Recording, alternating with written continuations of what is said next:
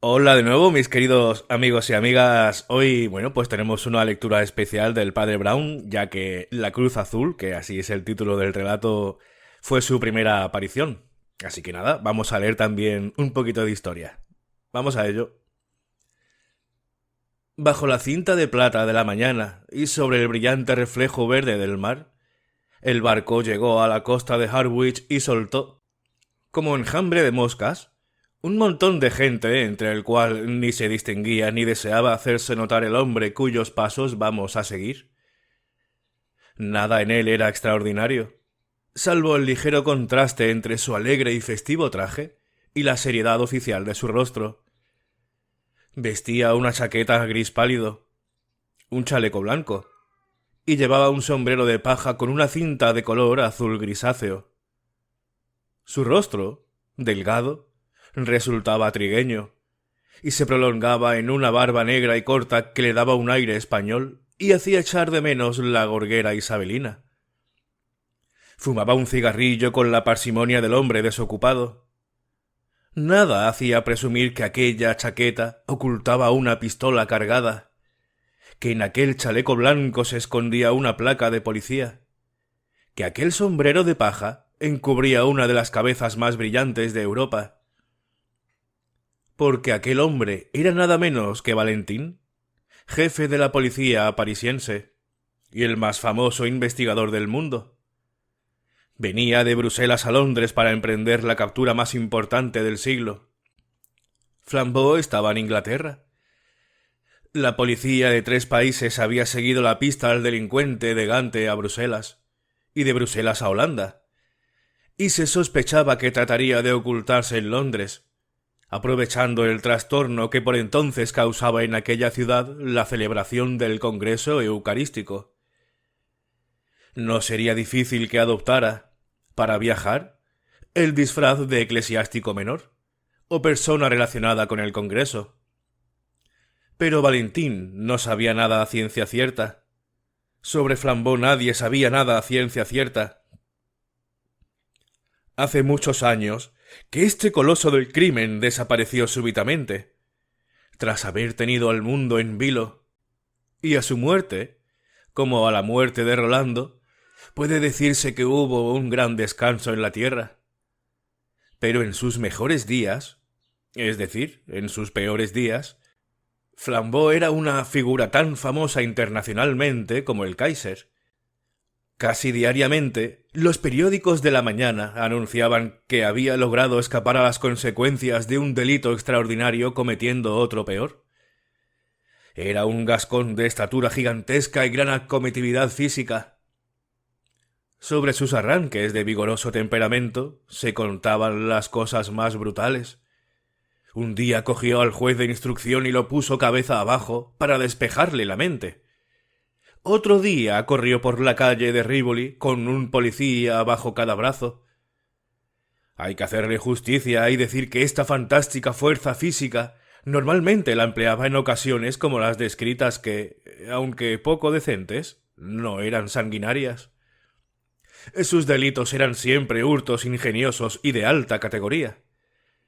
Pero cada uno de sus robos merecería historia aparte, y podría considerarse como una especie inédita de pecado. Fue él quien lanzó el negocio de la gran compañía tirolesa de Londres, sin contar con una sola lechería, una sola vaca, un solo carro o una gota de leche, aunque sí con algunos miles de suscriptores. A estos los servía con el sencillísimo procedimiento de acercar a sus puertas los botes que los lecheros dejaban a las puertas de los vecinos. Fue él quien mantuvo una estrecha y misteriosa correspondencia con una joven, cuyas cartas eran invariablemente interceptadas valiéndose del procedimiento extraordinario de sacar fotografías infinitamente pequeñas de las cartas en el portaobjetos del microscopio. Pero la mayor parte de sus hazañas se distinguía por una sencillez abrumadora. Cuentan que una vez repintó, aprovechándose de la soledad de la noche, todos los números de una calle, con el solo fin de hacer caer en una trampa a un forastero. No cabe duda de que él es el inventor de un buzón portátil, que solía poner en las bocacalles de los quietos suburbios por si los transeúntes distraídos depositaban algún giro postal. Últimamente se había revelado como acróbata formidable. A pesar de su gigantesca mole, era capaz de saltar como un saltamontes y de esconderse en la copa de los árboles como un mono. Por todo lo cual el gran Valentín, cuando recibió la orden de buscar a Flambeau, comprendió muy bien que sus aventuras no acabarían en el momento de descubrirlo. ¿Y cómo arreglárselas para descubrirlo? Sobre este punto, las ideas del gran Valentín estaban todavía en proceso de fijación. Algo había que Flambeau no podía ocultar, a despecho de todo su arte para disfrazarse, y este algo era su enorme estatura. Valentín estaba, pues, decidido, en cuanto cayera bajo su mirada vivaz alguna vendedora de frutas de desmedida talla, o un ganadero corpulento, o una duquesa medianamente desproporcionada, a arrestarlos al punto. Pero en todo el tren no había topado con nadie que tuviera trazas de ser un Flambeau disfrazado, a menos que los gatos pudieran ser jirafas disfrazadas. Respecto a los viajeros que habían venido en su mismo barco, estaba completamente tranquilo. Y respecto a la gente que había subido al tren en Harwich o en otras estaciones, no eran más de 6. Uno era un empleado de ferrocarril, pequeño él, que se dirigía al punto terminal de la línea. 2 estaciones más allá habían recogido a 3 verduleras graciosas y pequeñitas, a una señora viuda, diminuta, que procedía de una pequeña ciudad de Essex, y a un sacerdote católico romano, muy bajo también, que procedía de un pueblecito de Essex. Al examinar al último viajero, Valentín renunció a descubrir a su hombre, y casi se echó a reír. El curita era la esencia misma de aquellos insulsos habitantes de la zona oriental. Tenía una cara redonda, como un budín de Norfolk, unos ojos tan vacíos como el mar del norte, y era portador de varios paquetitos de papel de estraza que no acertaba a juntar. Sin duda el Congreso Eucarístico había sacado de su estancamiento local a muchas criaturas semejantes, tan ciegas e ineptas como topos desenterrados. Valentín era un escéptico del más genuino estilo francés, y no sentía amor por el clero. Pero sí podía sentir compasión, y aquel triste cura bien podía provocar lástima en cualquier alma. Llevaba un paraguas enorme, usado ya, que a cada rato se le caía. Al parecer, no podía distinguir entre los 2 extremos de su billete, cuál era el de ida y cuál era el de vuelta. A todo el mundo le contaba, con una monstruosa candidez, que tenía que andar con mucho cuidado porque entre sus paquetes de papel traía un objeto de plata de ley con piedras azules. Esta curiosa mezcolanza de vulgaridad, condición de Essex, y santa simplicidad divirtieron mucho al francés, hasta la estación de Stratford, donde el cura logró bajarse, quién sabe cómo, con todos sus paquetes a cuestas, aunque todavía tuvo que regresar por su paraguas. Cuando lo vio volver, Valentín, en un rapto de buena intención, le aconsejó que, en adelante, no anduviera contando a todo el mundo lo del objeto de plata que llevaba. Pero Valentín, cuando hablaba con alguien, parecía estar tratando de descubrir a otro. A todos, ricos y pobres, hombres o mujeres, los miraba atentamente, calculando si medirían los 6 pies. Porque el hombre a quien buscaba medía 4 pulgadas más. Se apeó en la calle de Liverpool, completamente seguro de que, hasta allí, el criminal no se le había escapado. Se dirigió a Scotland Yard para regularizar su situación y pedir ayuda en caso necesario. Después encendió otro cigarrillo y empezó a pasear por las calles de Londres. Al pasar la plaza de Victoria se detuvo de pronto. Era una plaza elegante, tranquila, muy típica de Londres, llena de accidental tranquilidad.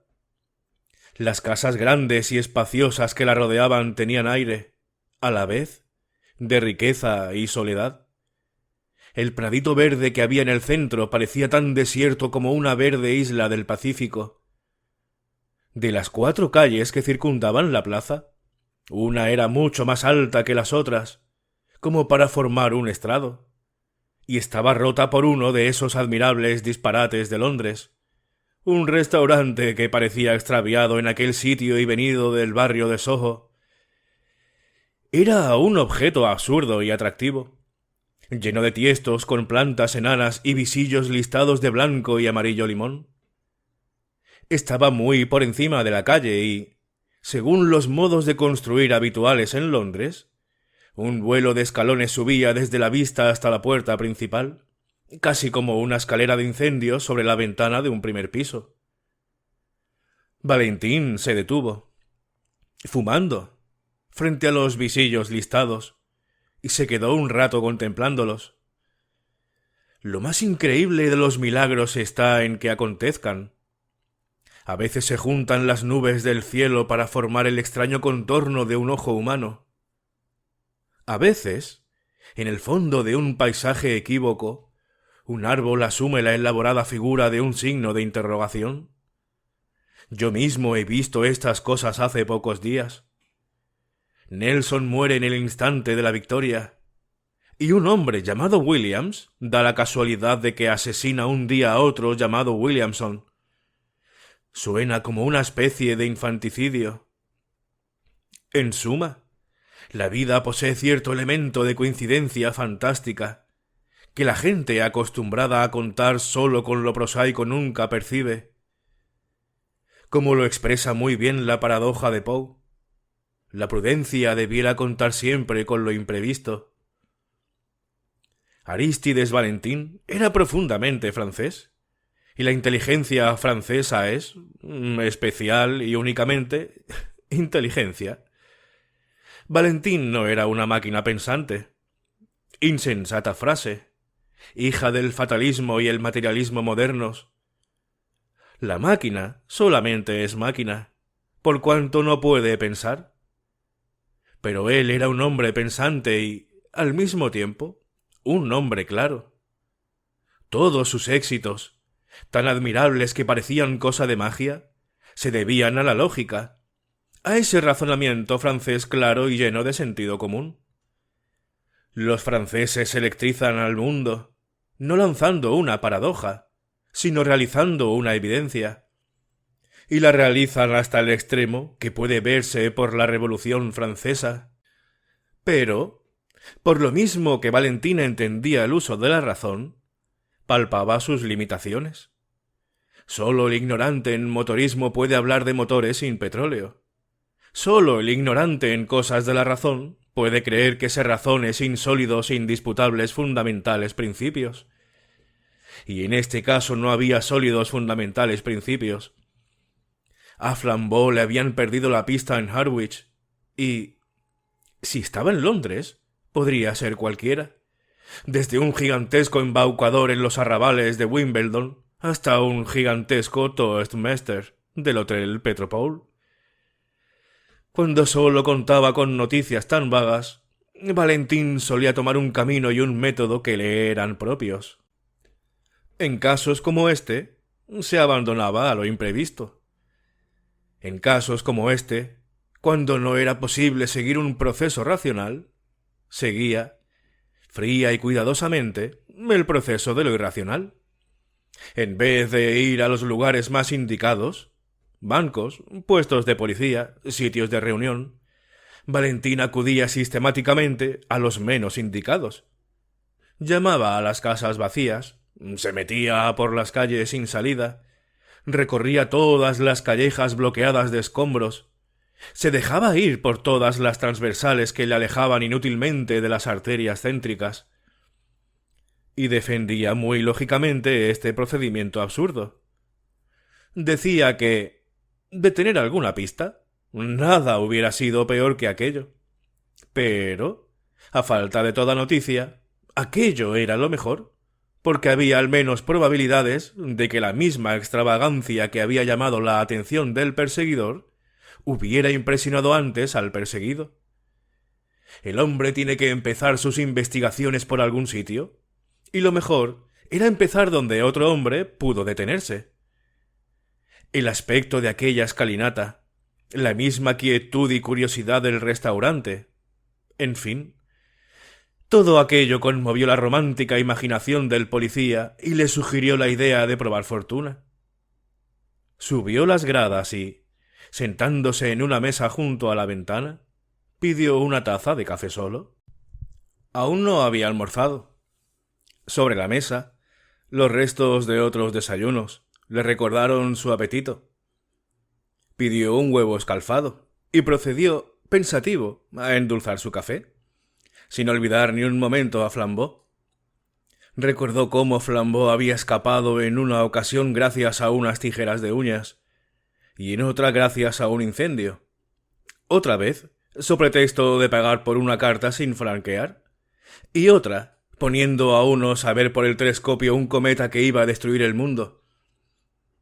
Pensó, con razón, que su cerebro de detective y el del criminal eran igualmente buenos, pero también se daba cuenta de su propia desventaja. El criminal, pensaba sonriendo, es el artista creador, mientras que el detective es solo el crítico. Y levantó lentamente su taza de café hasta los labios, pero la separó al instante. Le había puesto sal en vez de azúcar. Examinó el objeto en que le habían servido la sal. Era un azucarero, tan inequívocamente destinado al azúcar como lo está la botella de champán para el champán. No entendía cómo habían podido traerle sal. Buscó por allí algún azucarero ortodoxo. Sí, allí había 2 saleros llenos. Tal vez reservaban alguna sorpresa. Probó su contenido. Era azúcar. Entonces levantó la vista en derredor con aire de interés, buscando algunas otras huellas de aquel singular gusto artístico que llevaba a poner el azúcar en los saleros y la sal en los azucareros. Salvo un manchón de líquido oscuro derramado sobre una de las paredes empapeladas de blanco, todo lo demás aparecía limpio, agradable, normal. Pulsó el timbre. Cuando el camarero acudió presuroso, despeinado y algo torpe todavía aquella hora de la mañana, el detective, que no carecía de gusto por las bromas sencillas, le pidió que probara el azúcar y dijera si aquello estaba a la altura de la reputación de la casa. El resultado fue que el camarero bostezó y acabó de despertarse. ¿Y todas las mañanas gastan ustedes a sus clientes esta inocentada?, preguntó Valentín. ¿No les resulta nunca cansada la bromita de cambiar la sal por el azúcar? El camarero, cuando acabó de entender la ironía, le aseguró, tartamudeando, que no era tal la intención del establecimiento, que aquello era una equivocación inexplicable. Cogió el azucarero y lo examinó, y lo mismo hizo con el salero, manifestando un creciente asombro. Finalmente pidió excusas precipitadamente. Se alejó corriendo y volvió pocos segundos después acompañado del propietario.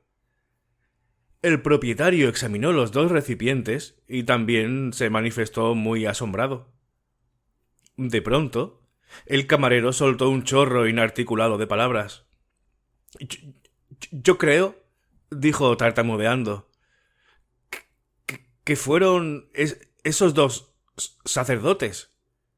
¿Qué sacerdotes? ¿Esos que arrojaron la sopa a la pared?, dijo el empleado. ¿Que arrojaron la sopa a la pared?, preguntó Valentín, figurándose que aquella era alguna singular metáfora italiana. Sí, sí, dijo el empleado con mucha animación, señalando la mancha oscura que se veía sobre el papel blanco. ¿La arrojaron allí, a la pared?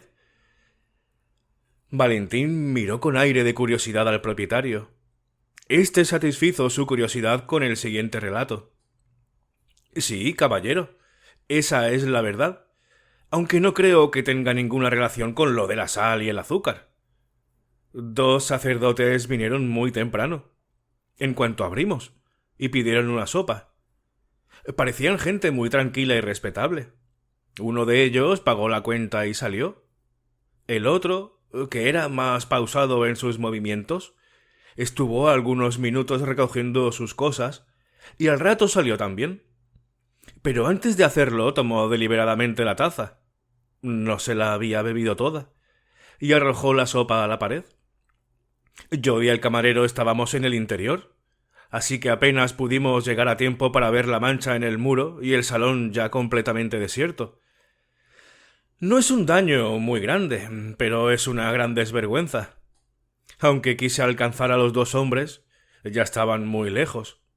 Solo pude advertir que doblaban la esquina de la calle Carstairs. El policía se había levantado, puesto el sombrero y empuñado el bastón. En la completa oscuridad en que se movía, estaba decidido a seguir el único indicio anormal en que se le ofrecía. Y el caso era, en efecto, bastante anormal.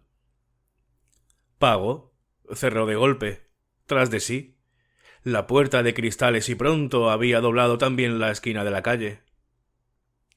Por fortuna, aun en los instantes más febriles, conservaba bien abiertos los ojos. Algo le llamó la atención frente a una tienda, y al instante retrocedió unos pasos para observarlo. La tienda era un almacén popular de comestibles y frutas, y al aire libre estaban expuestos algunos artículos con sus nombres y precios, entre los cuales destacaban un montón de naranjas y un montón de nueces. Sobre el montón de nueces había un tarjetón que ponía, con letras azules, naranjas finas de Tánger, 2 por un penique. Y sobre las naranjas, una inscripción semejante e igualmente exacta decía, nueces finas del Brasil, a 4 la libra. Valentín, considerando los 2 tarjetones, pensó que aquella forma de humor no le era desconocida, por su experiencia de hacía un rato. Llamó la atención del frutero sobre el caso. El frutero, con su carota bermeja y su aire estúpido, miró a uno y otro lado de la calle como preguntándose la causa de aquella confusión. Y, sin decir nada, colocó cada letrero en su sitio. El policía, apoyado con elegancia en su bastón, siguió examinando la tienda. Al fin exclamó: «Perdone usted, señor mío, mi indiscreción. Quisiera hacerle a usted una pregunta referente a la psicología experimental y a la asociación de ideas». El caribermejo comerciante lo miró de un modo amenazador. El detective, blandiendo el bastoncillo en el aire, continuó alegremente: ¿qué hay de común entre 2 anuncios mal colocados en una frutería y el sombrero de teja de alguien que ha venido a Londres a pasar un día de fiesta? O, para ser más claro, ¿qué relación mística existe entre estas nueces, anunciadas como naranjas, y la idea de 2 clérigos, uno muy alto y otro muy pequeño? Los ojos del tendero parecieron salírsele de la cabeza como los de un caracol. Por un instante se diría que iba a arrojarse sobre el extranjero. Al fin exclamó, iracundo: «No sé lo que tendrá usted que ver con ellos, pero si son amigos de usted, dígales de mi parte que les voy a romper la cabeza, aunque sean párrocos, como vuelvan a tirarme mis manzanas». «¿De veras?», preguntó el detective con mucho interés. «¿Le tiraron a usted las manzanas?». «¿Cómo que uno de ellos?», repuso el enfurecido frutero, «las echó a rodar por la calle. De buena gana lo hubiera cogido, pero tuve que entretenerme en arreglar el montón». «¿Y hacia dónde se encaminaron los párrocos?». «Por la segunda calle a mano izquierda, y después cruzaron la plaza». «Gracias», dijo Valentín, y desapareció como por encanto. A las 2 calles se encontró con un guardia, y le dijo: «Oiga usted, guardia, un asunto urgente. ¿Ha visto usted pasar a 2 clérigos con sombrero de teja?». El guardia trató de recordar. «Sí, señor, los he visto. Por cierto, que uno de ellos me pareció ebrio. Estaba en mitad de la calle como atontado. ¿Por qué calle se fueron? Le interrumpió Valentín. Tomaron uno de aquellos autobuses amarillos que van a Hampstead. Valentín exhibió su tarjeta oficial y dijo precipitadamente: «Llame usted a 2 de los suyos para que vengan conmigo en persecución de esos hombres». Y cruzó la calle con una energía tan contagiosa que el pesado guardia empezó a moverse también con obediente agilidad. Antes de 2 minutos, un inspector y un hombre con traje de paisano se unieron al detective francés. «¿Qué se ofrece, caballero?», comenzó el inspector, con una sonrisa de importancia. Valentín señaló con el bastón. «Ya se lo diré a usted cuando estemos en aquel autobús», contestó, escurriéndose y abriéndose paso por entre el tráfico de la calle. Cuando los tres, jadeantes, se encontraron en los asientos del piso superior del amarillo vehículo, el inspector dijo: «Iríamos 4 veces más deprisa en un taxi». «¿Es verdad?», le contestó el jefe plácidamente. «Siempre que supiéramos a dónde íbamos». «Pues, ¿a dónde quiere usted que vayamos?», le replicó el otro, asombrado. Valentín, con aire ceñudo, continuó fumando en silencio unos segundos, y después, apartando el cigarrillo, dijo: «Si usted sabe lo que va a hacer un hombre, adelántesele. Pero si usted quiere descubrir lo que hace, vaya detrás de él. Extravíese donde él se extravía. Deténgase cuando él se detenga. Y viaje tan lentamente como él. Entonces verá usted lo mismo que ha visto él y podrá adivinar sus acciones y obrar en consecuencia.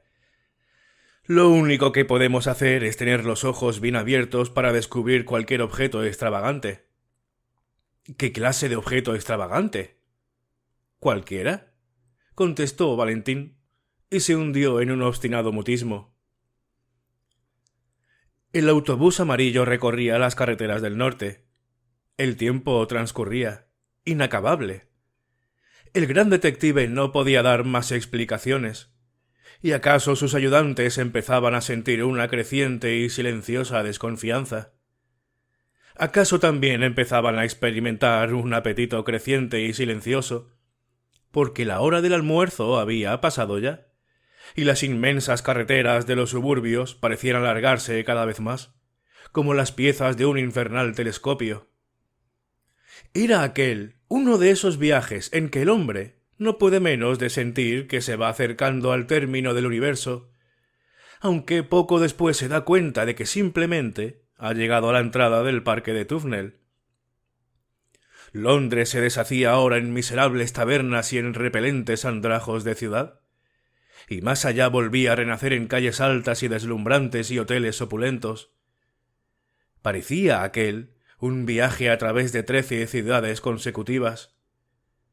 El crepúsculo invernal comenzaba ya a vislumbrarse, amenazador, frente a ellos. Pero el detective parisiense seguía sentado sin hablar, mirando a todas partes, sin perderse ningún detalle de las calles que ante él se sucedían. Ya habían dejado atrás Camden Town y los policías iban medio dormidos. De pronto, Valentín se levantó y, poniendo una mano sobre el hombro de cada uno de sus ayudantes, dio orden de parar. Los ayudantes dieron un salto. Bajaron por la escalerilla a la calle, sin saber por qué motivo los había hecho bajar.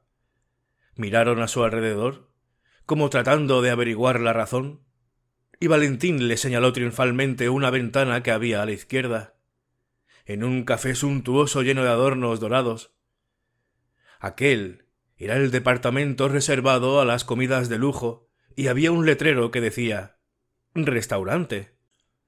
La ventana, como todas las demás de la fachada, tenía una vidriera escarchada y ornamentada. Pero en medio de la vidriera había una rotura grande, negra, como una estrella en el hielo. «Al fin hemos dado con un indicio», dijo Valentín, blandiendo el bastón. «Aquella vidriera rota». «¿Qué vidriera? ¿Qué indicio?», preguntó el inspector. ¿Qué prueba tenemos para suponer que eso sea obra de ellos? Valentín casi rompió con rabia su bastón de bambú. —Pues no pide pruebas este hombre, Dios mío —exclamó—. Claro que hay 20 probabilidades contra una de que no tenga nada que ver con ellos. ¿Pero qué otra cosa podemos hacer? ¿No ve usted que debemos seguir la más mínima sospecha, o bien renunciar e irnos a casa a dormir tranquilamente? Empujó la puerta del café, seguido de sus ayudantes, y pronto se encontraron todos sentados ante un almuerzo tan tardío como anhelado. De tiempo en tiempo echaban una mirada a la vidriera rota, pero no por eso veían más claro el asunto. Al pagar la cuenta, Valentín le dijo al camarero: —Veo que se ha roto esa vidriera, ¿eh? —Sí, señor —dijo éste, muy preocupado con darle el cambio, sin hacer mucho caso. Valentín, en silencio, añadió una propina considerable. Ante esto el camarero se volvió de repente comunicativo. —Sí, señor, una cosa increíble. —¿De veras? Cuéntenos usted cómo fue —dijo el detective, como sin darle mucha importancia. —Verá usted. Entraron 2 curas, 2 párrocos forasteros de esos que andan ahora por aquí. Pidieron alguna cosilla de comer. Comieron muy quietecitos. Uno de ellos pagó y salió. El otro iba a salir también, cuando yo advertí que me habían pagado el triple de lo debido. —Oiga usted —le dije al tipo, que ya iba hacia la puerta—, me han pagado ustedes más de la cuenta. —¿Ah, sí? —me contestó con mucha indiferencia. —Sí —le dije, y le enseñé la nota. Bueno, lo que pasó es inexplicable. —¿Por qué? —Porque yo hubiera jurado por la Sagrada Biblia que había escrito en la nota 4 chelines, y me encontré ahora con la cifra de 14 chelines. —¿Y después? —dijo Valentín lentamente, pero con los ojos llameantes. Después, el párroco que estaba en la puerta me dijo muy tranquilamente: —Lamento enredarle a usted sus cuentas, pero es que voy a pagar por la vidriera. —¿Qué vidriera? —La que ahora mismo voy a romper. Y descargó allí el paraguas.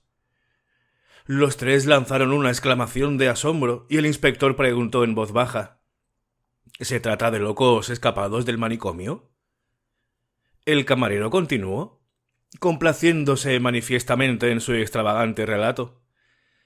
Me quedé tan espantado que no supe qué hacer.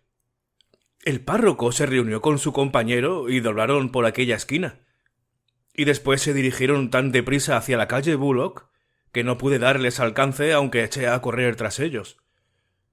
—¡A la calle Bullock! —ordenó el detective, y salieron disparados hacia allá, tan veloces como sus perseguidos. Ahora se encontraron entre callecitas enladrilladas que tenían aspecto de túneles, callecitas oscuras que parecían formadas por la espalda de todos los edificios. La niebla comenzaba a envolverlos, y aun los policías londinenses se sentían extraviados por aquellos parajes. Pero el inspector tenía la seguridad de que saldrían por cualquier parte al parque de Hampstead. Súbitamente, una vidriera iluminada apareció en la oscuridad de la calle, como una linterna. Valentín se detuvo ante ella. Era una confitería. Vaciló un instante y al fin entró, hundiéndose entre los brillos y los alegres colores de la confitería. Con toda gravedad y mucha parsimonia compró hasta 3 cigarrillos de chocolate. Estaba buscando la manera de entablar un diálogo, pero no necesitó comenzarlo él. Una señora de cara angulosa que la había despachado, sin prestar más que una atención mecánica al aspecto elegante del comprador, al ver destacarse en la puerta el uniforme azul del policía que le acompañaba, pareció volver en sí y dijo: —Si vienen ustedes por el paquete, ya lo remití a su destino. —¿El paquete? —repitió Valentín con curiosidad. —¿El paquete que dejó ese señor? El señor párroco. —Por favor, señora —dijo entonces Valentín, manifestando por primera vez su ansiedad—, por el amor de Dios, Díganos usted exactamente de qué se trata. La mujer, algo inquieta, explicó. Pues verá usted, esos señores estuvieron aquí hará una media hora. Compraron algunos caramelos de menta, charlaron y después se encaminaron al parque. Pero al rato uno de ellos volvió y me dijo: ¿Me he dejado aquí un paquete? Yo no encontré ninguno por más que busqué. Bueno, me dijo él, si luego aparece por ahí, tenga usted la bondad de enviarlo a estas señas. Y con la dirección me dejó un chelín por la molestia. Y, en efecto, aunque yo estaba segura de haber buscado bien, poco después me encontré con un paquetito de papel de estraza, y lo envié al sitio indicado. No me acuerdo bien a dónde era, algún lugar de Westminster. Como parecía ser cosa de importancia, pensé que la policía había venido a buscarlo. Sí, dijo Valentín, a eso vine. ¿Está cerca de aquí el parque de Hampstead? A unos 15 minutos. Y por aquí saldrá usted derecho a la puerta del parque. Valentín salió de la confitería precipitadamente y echó a correr. Sus ayudantes le seguían con un trotecillo de mala gana. La calle que recorrían era tan estrecha y oscura que cuando salieron al aire libre se asombraron de ver que todavía había tanta luz.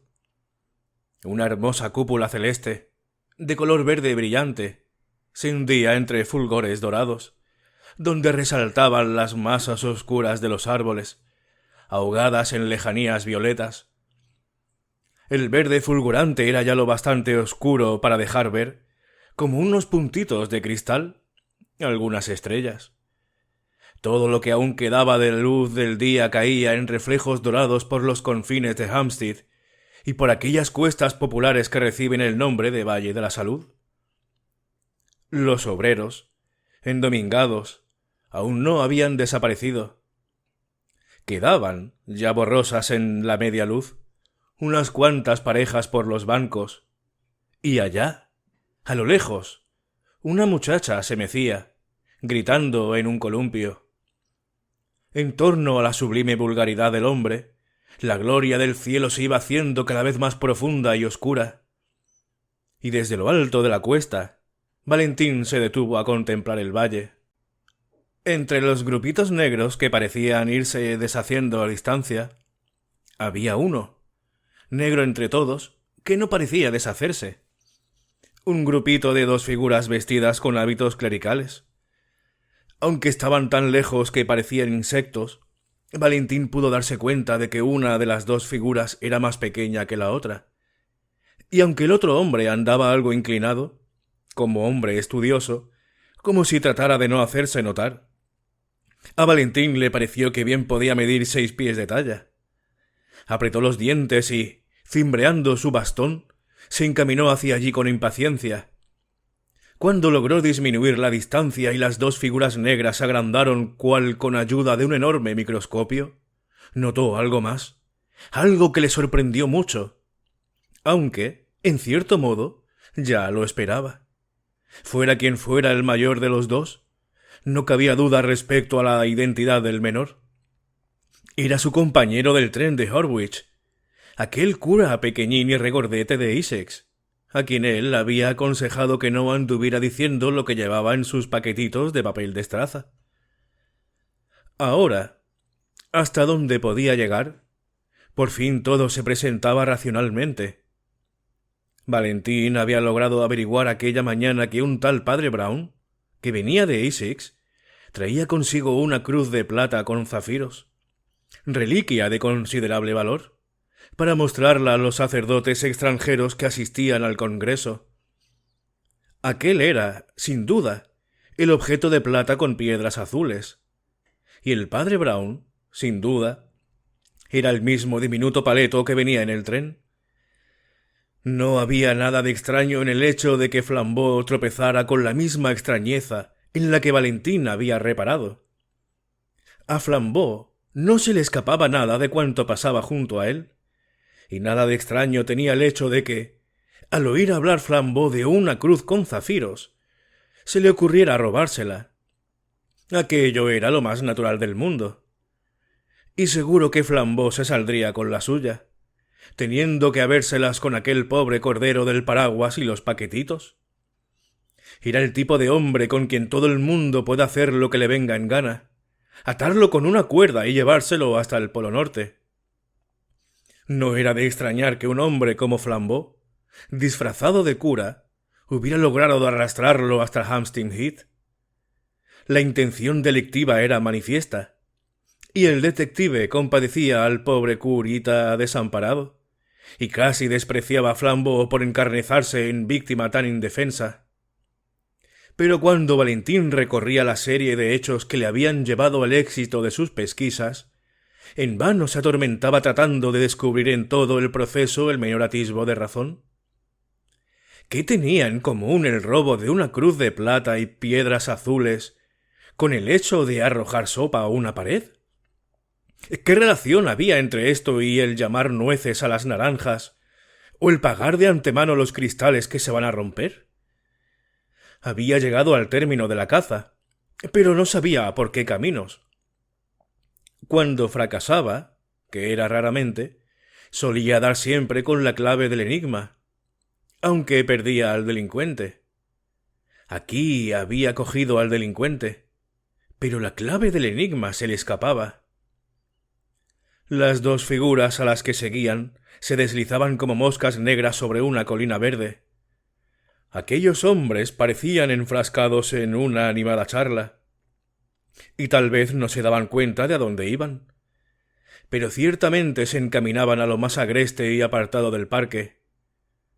Sus perseguidores tuvieron que adoptar las pocas dignas actitudes de la caza al acecho, ocultarse tras los matojos y aún arrastrarse escondidos entre la hierba.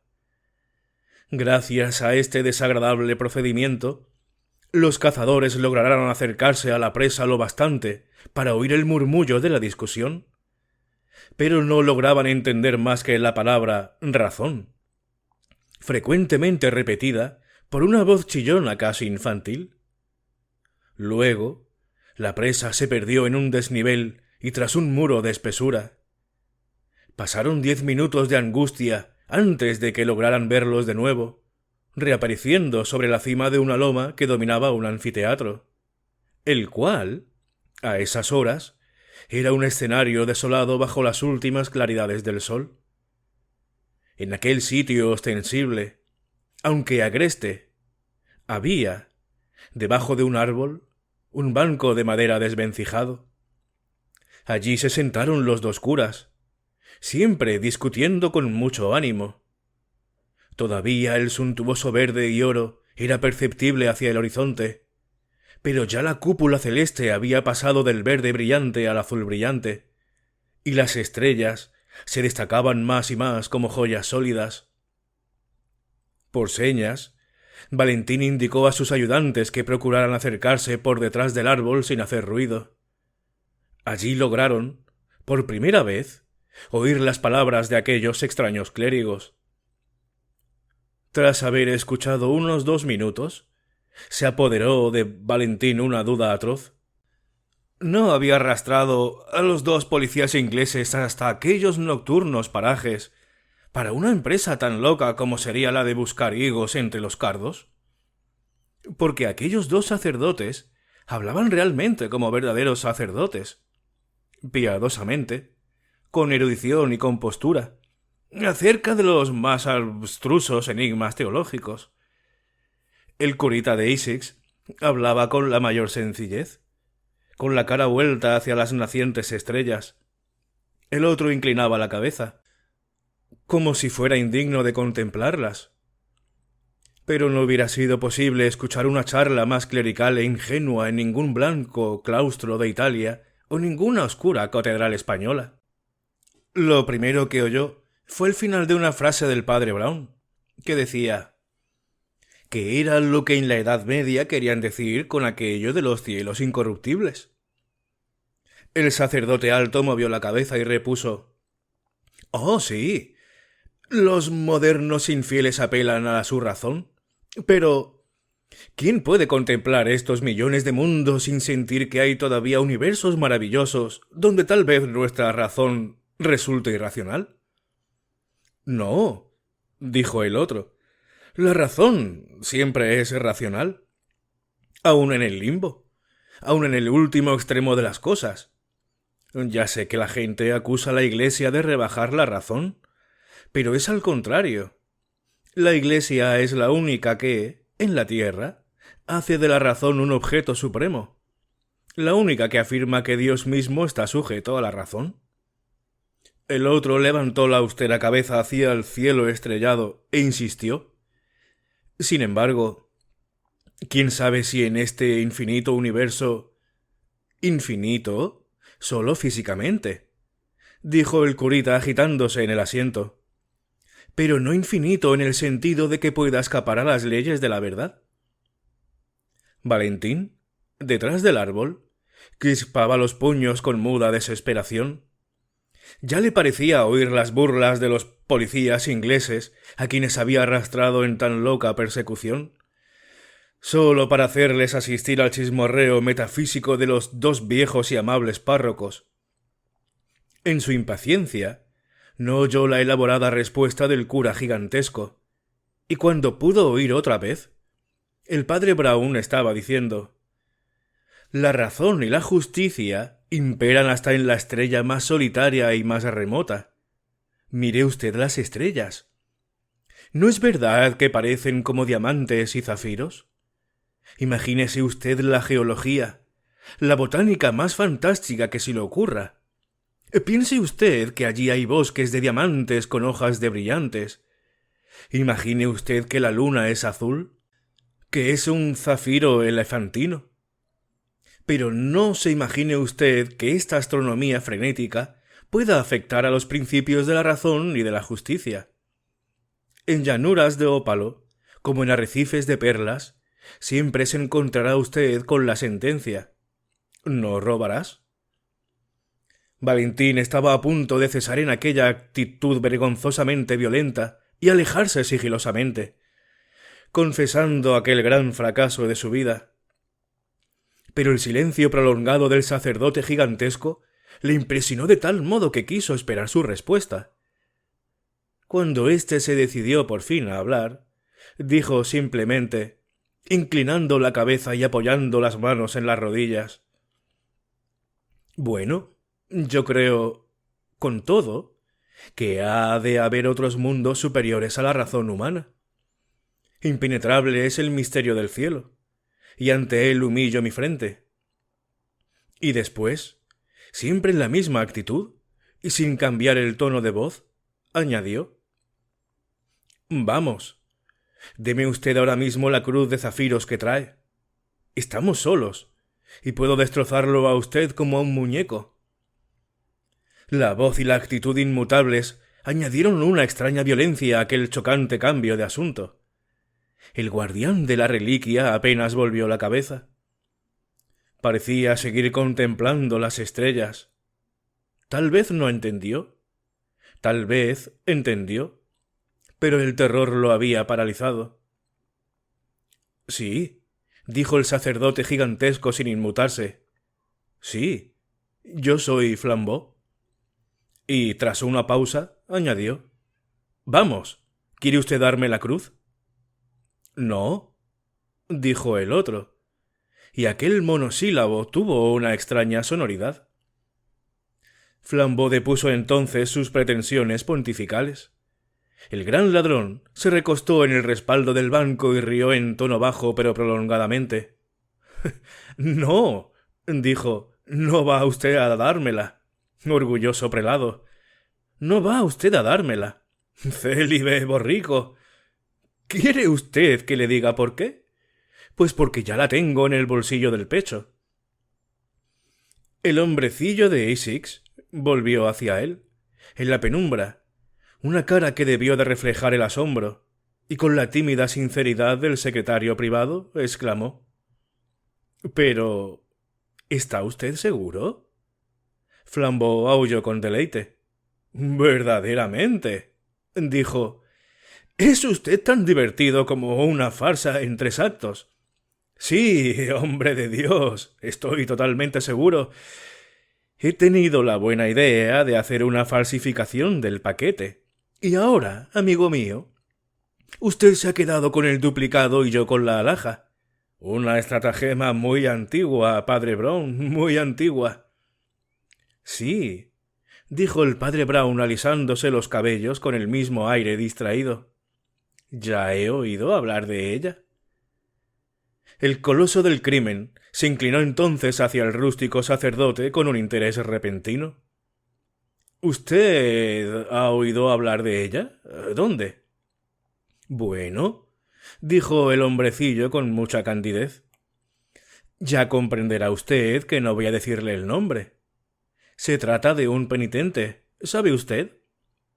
Había logrado vivir durante 20 años con gran comodidad, gracias al sistema de falsificar los paquetes de papel de estraza. Y así, cuando comencé a sospechar de usted, me acordé al punto de los procedimientos de aquel pobre hombre. ¿Sospechar de mí? Repitió el delincuente con una curiosidad cada vez mayor. Tal vez tuvo usted la perspicacia de sospechar cuando vio que yo lo conducía a estas soledades.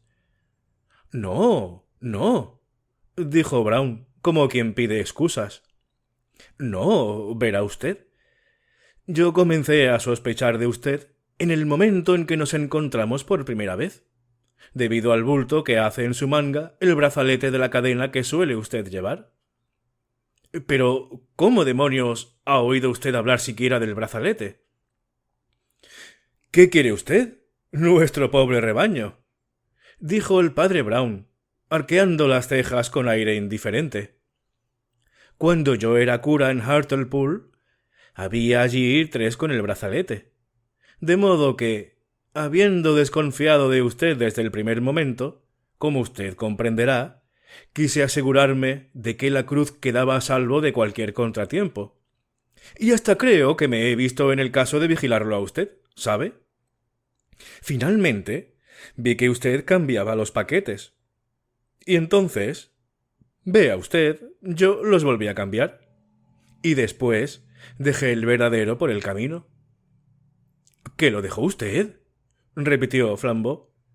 Y por primera vez, el tono de su voz no fue ya triunfal. Vea usted cómo fue, continuó el curita con el mismo tono de voz. Regresé a la confitería aquella y pregunté si me había dejado por allí un paquete, y di ciertas señas para que lo remitieran si acaso aparecía después.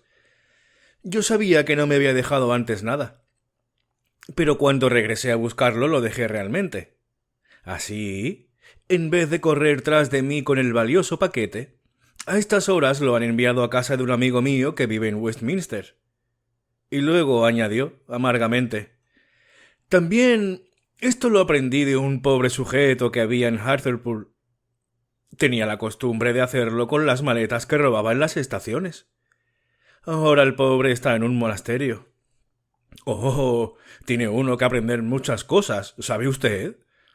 Prosiguió sacudiendo la cabeza con el mismo aire del que pide excusas. No puede uno menos de portarse como sacerdote.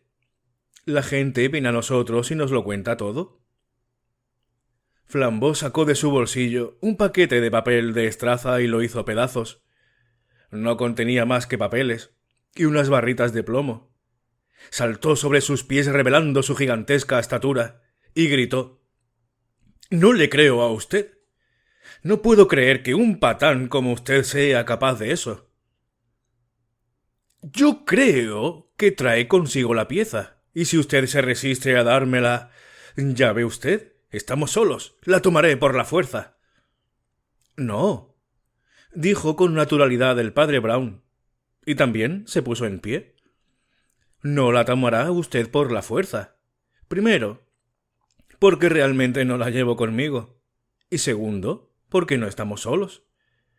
Flambeau se quedó en suspenso. «¿Detrás de ese árbol?», dijo el padre Brown señalándolo. «Hay 2 forzudos policías, y con ellos el detective más notable de la tierra. ¿Me pregunta usted que cómo vinieron? Pues porque yo los atraje, naturalmente. ¿Que cómo lo hice? Pues se lo contaré a usted, si se empeña. Por Dios, ¿no comprende usted que, trabajando entre la clase criminal, ¿Aprendemos muchísimas cosas? Desde luego, yo no estaba seguro de que usted fuera un delincuente. Y nunca es conveniente promover un escándalo contra un miembro de nuestra propia iglesia. Así, procuré antes probarlo a usted, para ver si, ante la provocación, se descubría usted de algún modo. Se supone que todo hombre hace algún aspaviento si se encuentra con que su café está salado. Si no lo hace, es que tiene buenas razones para no llamar sobre sí la atención de la gente. Cambié, pues, la sal y el azúcar, y advertí que usted no protestaba. Todo hombre protesta si le cobran 3 veces más de lo que debe. Y si se conforma con la cuenta exagerada, es que le interesa pasar inadvertido. Yo alteré la nota, y usted la pagó sin decir palabra. Parecía que todo el mundo estuviera esperando que Flambeau de un momento a otro saltara como un tigre. Pero, por el contrario, se estuvo quieto, como si le hubieran amansado con un conjuro. La curiosidad más aguda le tenía como petrificado. Pues bien, continuó el padre Brown, con pausada lucidez. Como usted no dejaba rastro a la policía, era necesario que alguien lo dejara en su lugar. Y a donde quiera que fuimos juntos, procuré hacer algo que diera motivo a que se hablara de nosotros para todo el resto del día. No causé daños muy graves, por lo demás. Una pared manchada, unas manzanas por el suelo, una vidriera rota. Pero, en todo caso, salvé la cruz, porque hay que salvar siempre a la cruz. A estas horas está en Westminster. Yo hasta me maravillo de que no lo haya usted estorbado con el silbido del asno. ¿Con qué? Preguntó Flambeau. Me alegro de que nunca haya usted oído hablar de eso, dijo el sacerdote con una muequecilla. Es una atrocidad. Estaba seguro de que usted era demasiado bueno, en el fondo, para ser un silbador. Yo no hubiera podido en tal caso contrarrestarlo, ni siquiera con el procedimiento de las marcas. No tengo bastante fuerza en las piernas. —¿Pero de qué diablos está usted hablando? —preguntó el otro. —Hombre, ¿cree que conocía usted las marcas? —dijo el padre Brown agradablemente sorprendido. Ya veo que no está usted tan envilecido. —Pero, ¿cómo diablos está usted al tanto de tales horrores? —gritó Flambeau. La sombra de una sonrisa cruzó por la cara redonda sencillota del clérigo. —¡Oh! Probablemente a causa de ser un borrico célibe —repuso—. ¿No se le ha ocurrido a usted pensar que un hombre que casi no hace más que oír los pecados de los demás no puede menos de ser un poco entendido en la materia? Además, debo confesarle a usted que otra condición de mi oficio me convenció de que usted no era un sacerdote. —¿Y qué fue? —preguntó el ladrón, alheladado. —Que usted atacó a la razón. Y eso es de mala teología. Y en el mismo instante en que se volvió para recoger sus paquetes, los 3 policías salieron de entre los árboles en penumbra. Flambeau era un artista y todo un caballero. Dio un paso atrás y saludó con una gran reverencia a Valentín. —No, a mí, no, mon ami —dijo éste con nitidez argentina—. Inclinémonos los dos ante nuestro maestro. Y ambos se descubrieron con respeto, mientras el curita de Essex hacía como que buscaba su paraguas. Bien, pues aquí el primer relato donde aparece este cura detective. Una curiosa forma, por cierto, de presentarlo, y es que lo cuenta no como si fuera él el protagonista, sino otro detective. Ya supongo que a partir de este ya será él el protagonista principal. Y bueno, si te ha gustado y es la primera vez que entras por aquí en la página de inicio del canal, en la pestaña de listas encontrarás el resto de lecturas que hay. Cada lista es un libro, así que espero que te guste alguno y haberme ganado tu me gusta y suscripción, que ya sabes que es gratis y me ayuda muchísimo. Y nada, nos veremos en la siguiente lectura. Hasta luego.